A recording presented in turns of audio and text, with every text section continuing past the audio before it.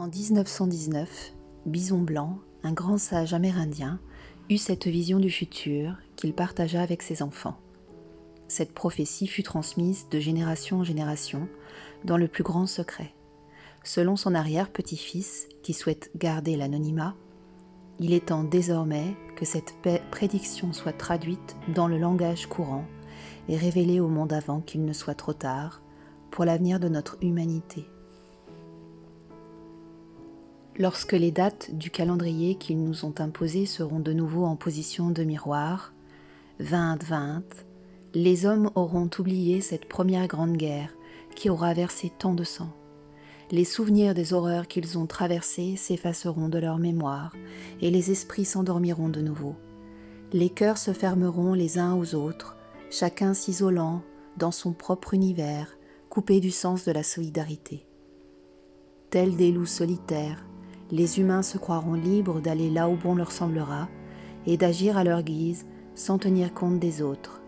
Ils ne réaliseront pas à quel point, sans la protection de sa meute, un loup isolé est d'autant plus vulnérable.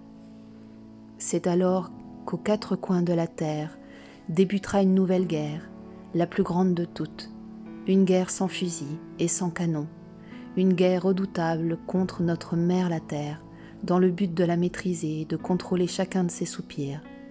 Une guerre viscérale qui exploitera toutes ses richesses et causera l'extinction de nombreuses espèces, tant animales que végétales.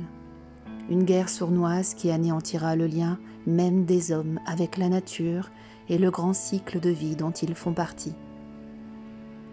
L'esprit endormi des hommes, coupé de sa reliance avec le grand tout, ne verra rien venir lorsqu'il deviendra la prochaine cible de cette soif absolue de contrôle de ses envahisseurs. Ultime conquête, le cerveau humain sera une proie de choix sur leur tableau de chasse, et ils n'auront besoin d'aucune arme pour asservir les hommes. Il leur suffira simplement pour les réduire à néant de leur insuffler la peur.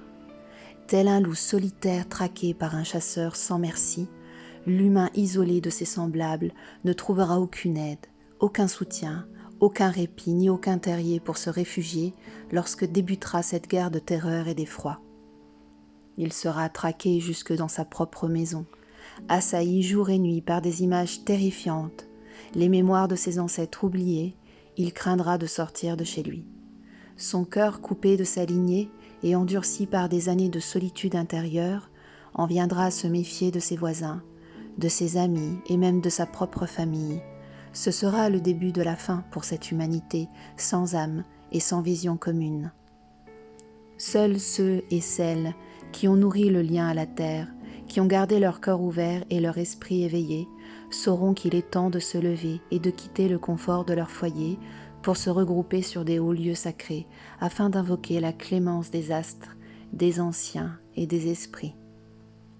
Ceux et celles qui prendront le temps de laver leur âme du sang versé par leurs ancêtres et de purifier la terre entachée par tant de massacres, auront la possibilité de survivre à cette guerre impitoyable.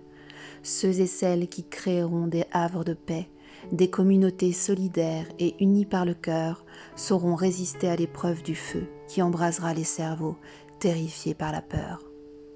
Aux quatre coins de la planète, toutes ces âmes, rassemblées dans un même esprit d'amour absolu, sauront retrouver le chemin qui mène à la paix.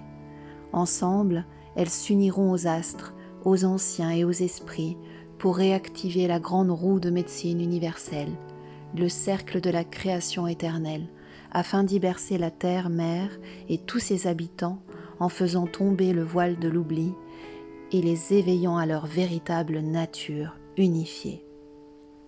Ce sera le début d'une ère nouvelle où enfin tous les humains seront frères et feront un avec la nature, les animaux, les plantes, les anciens et les astres. Alors, mes enfants, nous pourrons en toute conscience quitter cette terre et redevenir nous-mêmes des étoiles.